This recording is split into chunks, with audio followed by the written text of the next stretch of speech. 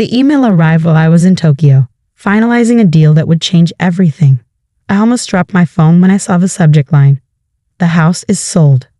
I'm Sophia Mitchell, and at 32, I had spent the last decade building something my parents never believed in, a global tech consulting empire. But right now, staring at my mother's email, none of that mattered. The house they had just sold, it was mine, or at least it was supposed to be. We got a great offer, much better than that little down payment you made. My mother's words glowed smugly on the screen. We've already signed the papers. It's done. My hands trembled as I read further. The house I had spent 5 years paying the mortgage on, the one my parents had insisted on keeping in their name just until you're more established, was gone.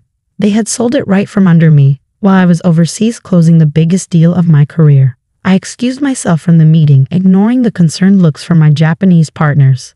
In the hallway of the Tokyo high-rise, I called home. "Oh, Sophia." My mother's voice dripped with fake sweetness. "Did you get our email? Wasn't that wonderful news?" "Mom, that was my house." I managed to keep my voice steady. "I've been paying the mortgage for 5 years. Don't be dramatic." She dismissed my concern with practiced ease. "Your father and I needed the money for the company. Morris Tech isn't doing as well as we'd hoped. Besides, you're never even there, always flying around the world with your little consulting business." Little consulting business. If only they knew. Where am I supposed to live? I asked, though I already knew their answer. "You can stay in your old room," Mom chirped. "It'll be just like when you were in high school. Remember how nice that was?" Nice wasn't the word I use. I remembered the constant criticism, the comparisons to my successful older brother Michael, who now worked as CFO at our parents' company. The same company that was apparently struggling enough to justify selling my house. "I have to go, Mom. I'm in the middle of something." I hung up before she could respond. Back in the conference room, I looked at the contract spread before me. The irony wasn't lost on me. While my parents were selling my house to save their failing tech company, I was here in Tokyo, secretly orchestrating the biggest corporate takeover of my career. You see, Morris Tech, my parents' pride and joy, wasn't just struggling, it was drowning. And I knew exactly why. For the past year, through a series of shell companies and strategic investments, I had been systematically acquiring their debt, positioning myself for this very moment. They thought I was running a little consulting business. In reality, I was the CEO of Phoenix Global, one of the largest tech consulting and acquisition firms in Asia. We specialized in turning around failing companies or dismantling them, depending on the situation. My phone buzzed again. A text from Michael. "Mom told you about the house?" "Sorry, sis, but business is business. Business is business." How many times had they used that phrase to justify their actions? When they refused to help with my college tuition because they were investing in the company. When they borrowed money from my savings account without asking because the company needed it. I texted back a simple "OK" and turned to Mr. Tanaka, my Japanese partner. "The contracts are ready." I asked in fluent Japanese, another skill my parents never knew I possessed. He nodded, sliding a folder across the table. "Everything is in place, Mitchell-san. Morris Tech won't know what hit them." I signed the final papers, sealing not just this deal, but my parents' fate. In less than 2 months, I would own controlling interest in Morris Tech, the company they had prioritized over everything. Over my education, my stability, and now my home would be mine. "Book me a flight home," I told my assistant. "It's time to pay my parents a visit."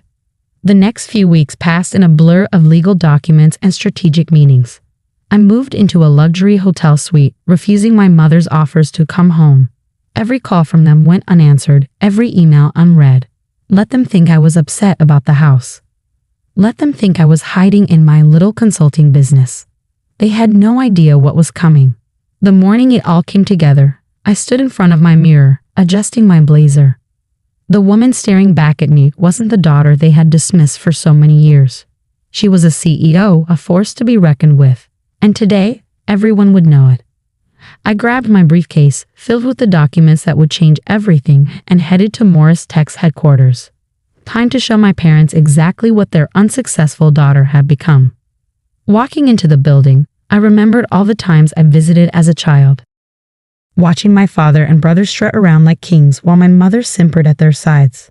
The security guard nodded at me, He was already on Phoenix Global's payroll like many other key employees. The elevator ride to the executive floor felt endless. With each floor that passed, I thought about everything that had led to this moment. The years of dismissal, the constant undermining, the final betrayal with my house. All of it had brought me here. When the doors opened, I heard my mother's laugh echoing down the hallway. She was probably in the conference room, where the board was meeting to discuss the company's mysterious new majority shareholder. I took a deep breath and straightened my shoulders. It was time for the real Sophia Mitchell to introduce herself. I could hear voices from the conference room as I approached. My father's authoritative tone, my brother Michael's attempted reassurance, and my mother's nervous laughter. "This has to be a mistake," my father was saying.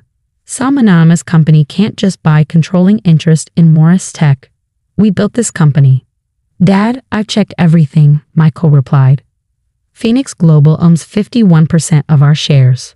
They've bought up most of our debt too. We have to meet with their CEO today." "Well, whoever they are, will handle it," my mother added confidently. "We always do." I chose that moment to push open the conference room door.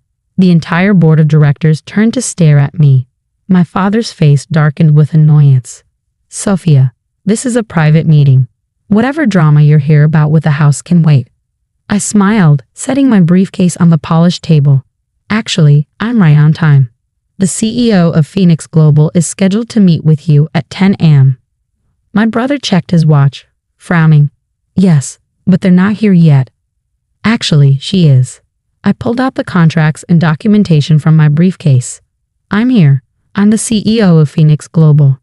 The silence that followed was deafening. My mother's champagne glass slipped from her fingers, shattering on the floor. My father's face had gone completely white. "That's impossible," Michael stammered. "You run a small consulting firm." "You're not? You can't be." "Can't be what, Michael? Successful? A CEO. Too much of a disappointment to build something bigger than Morris Tech." I spread the documents across the table. "I think you'll find everything in order. My company now owns controlling interest in Morris Tech." My father lunged for the papers, his hands shaking as he read. "This is a joke. It has to be. Like the joke of selling my house without my permission?" I kept my voice steady. "Or the joke of borrowing from my college fund without asking? Or maybe like the joke of telling everyone I was a failure while I was building a global empire?" "We needed that money for the company," my mother interjected weakly. "We were protecting our legacy." "Your legacy?" I laughed. "Look around, Mom. Your legacy is now my company. Phoenix Global specializes in restructuring failing businesses. And Morris Tech? It's been failing for years. You can't do this to us." My father's voice cracked. "We're your parents.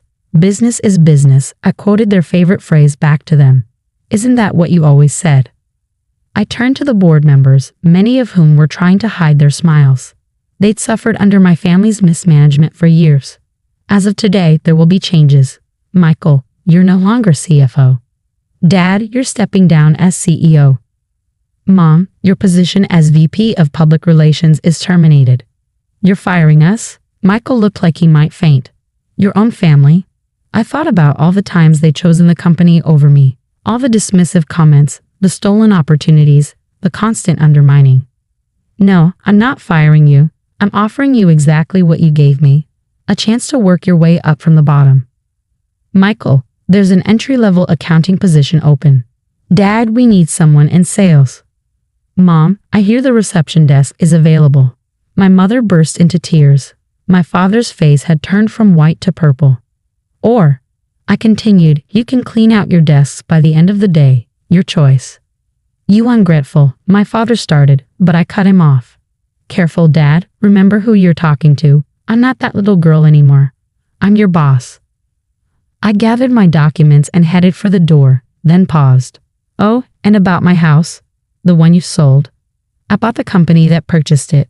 The new deed will be in my name by tomorrow." The look on their faces was priceless. Years of dismissal, of being treated like a disappointment, of having my achievements minimized. All of it had led to this moment. "Board meeting tomorrow at 9 a.m., I announced. Don't be late. Well, those of you who still have jobs." I smiled at my family. "The rest of you can pick up your personal items from security." As I walked out, my heels clicking on the marble floor, I heard my mother's sobs, my father's angry outburst, and my brother's stunned silence. But for the first time in my life, their reactions didn't matter. I had built something they never thought I could. I had succeeded beyond their wildest expectations, and most importantly, I had finally shown them exactly who I was, not the disappointment they'd labeled me as, but the powerhouse I'd become. My phone buzzed. A text from Mr. Tanaka in Tokyo. "Congratulations, Mitchell-san. How did it go?" I smiled, stepping into the elevator. Better than expected. Time to rebuild Morris Tech, my way. The doors closed on my old life, opening to a future where I was no longer defined by my family's expectations. They had chosen the company over me countless times. Now they could watch as I transformed it into something they never could have built themselves. Sometimes the best revenge isn't just success. It's showing those who doubted you exactly what they failed to see. And as I walked out of Morris Tech's building, now mine, I knew I had done exactly that. The next morning, I sat in my father's old office, my office now, reading the local business news. The headline made me smile. Phoenix Global acquires Morris Tech. Unknown CEO reveals identity in shocking takeover. Unknown CEO. If only they knew how long I'd been planning this, building my empire in the shadows while my family underestimated me. But that was the thing about being underestimated. It gave you the perfect cover to strike when they least expected it. I picked up my phone and dialed my realtor. "Hi, I'd like to put my parents' house on the market. Yes, the one they just sold. Don't worry, I own it now." Sometimes karma comes in the form of a daughter they never believed in. And sometimes she comes with a corporate takeover they never saw coming.